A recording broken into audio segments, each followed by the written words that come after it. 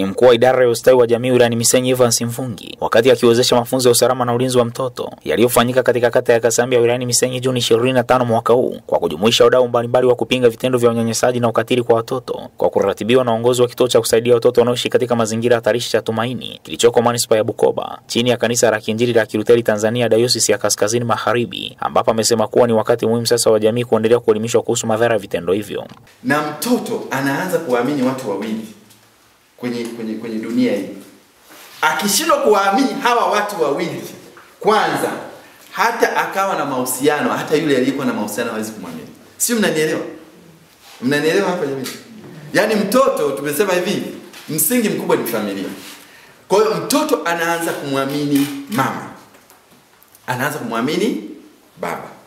Sasa baba amembaka mtoto. Maana yake mtoto anapoteza uaminifu na wanaume wote. Si mnanielewa? Anapoteza uaminifu na wanaume wote kwa sababu yule mwanaume aliyekuwa anamwamini sana amemtendea ukatili. Yule mwanaume aliyekuwa anamwamini sana hajampa mahitaji ya msingi. Yule mama aliyekuwa anamwamini sana amemtelekeza, amemkimbia. Kwa hiyo atawachukia wanawake wote. Ndio ile unakuta mwanaume, unajua mnafahamu tu ile wanaita playboy. Playboy tukisema tunaelewa nini? Si hapo kwenye jamii. Hivi tukisema playboy tunamaanisha kicheche. Ya mwashirati. Mwashirati. Kwa nini? Ni kwa sababu alitendwa. Kwa ukimwambia awe mwaminifu kwa mwanamke mmoja anakushangaa. Kwa hiyo yeye anafurahia leo yuko na huyu, kesho yuko na huyu. Kwa sababu gani? Hakuna anayemwamini. Awali katika mafunzo hayo mwanasheria kutoka katika kanisa la Kiinjili la Kilutheri Tanzania Dayosisi ya Kaskazini Magharibi, Linda Tinkasimire, ameeleza baadhi ya haki zinazomlinda mtoto. Tunajua kwamba haki za mtoto zinatokana na haki za binadamu. Ambazo haki za binadamu za msingi ni 3. Chakula, mavazi na malazi.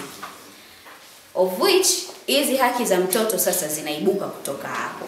Ina maana licha ya yote mtoto kupewa muda wa kupumzika na nini bado haki zake zinapaswa zizingatie kwenye hizo haki 3 za msingi za binadamu. Sasa basi tukienda moja kwa moja kwenye kifungu cha 5 cha sheria ya mtoto, tunaambiwa kwamba haki mojawapo ya mtoto ni kutokubaguliwa. Mtoto yoyote kama Mheshimiwa alivyoongea tokea mwanzo kwamba mtoto anastahili kupewa nafasi ya kujamiiana. Sasa inatokea kwamba katika jamii zetu tuna watu tofauti tofauti.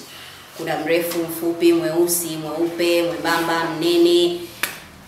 Watu aina tofauti tofauti. Inatokea kwamba mtoto labda kwa sababu huyu ni mfupi kuliko wenzake, labda wana miaka 9 wote. Then huyu anatokea ni mfupi kuliko wenzake. Watu inawezekana ikawa ni watu wazima au hata watoto wenzake wakaanza kumbagua kwa sababu ya ufupi wake. Kisheria hiyo haitakiwi kabisa na ni kosa kisheria.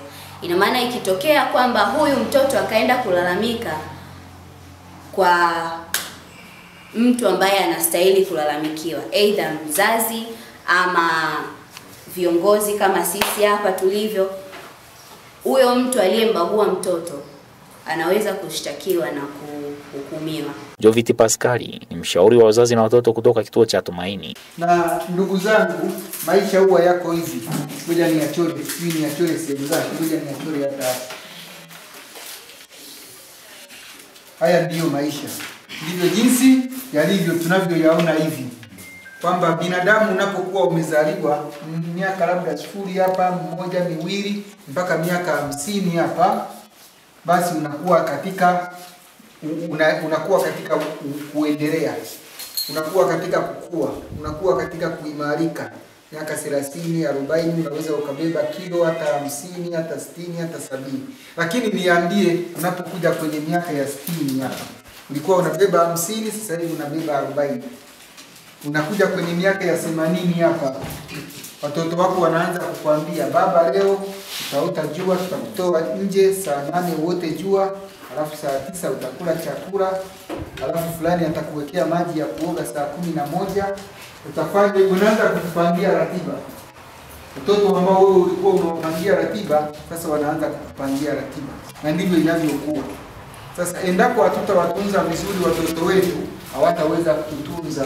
Hata hivyo, kwa upande wake afisa mtendaji wa kata ya Kasambi Abduraufu Athmani ameshukuru waandaji wa mafunzo hayo. Sisi tumepata mafunzo hapa, tuna bahati kama wana Kasambi.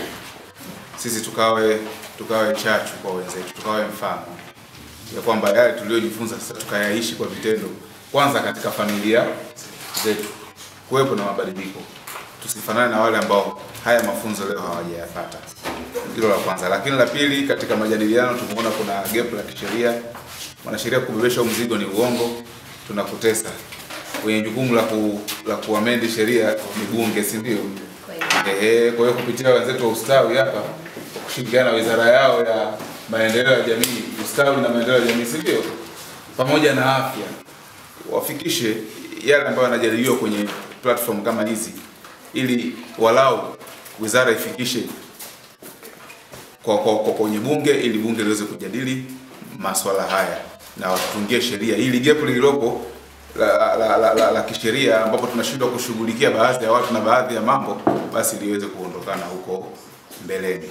Nikiripoti kutoka katika kata ya Kasambi ya wilayani Misenyi, mimi ni Jovinus Ezekiel wa Radio Karagwe FM, sauti ya wananchi.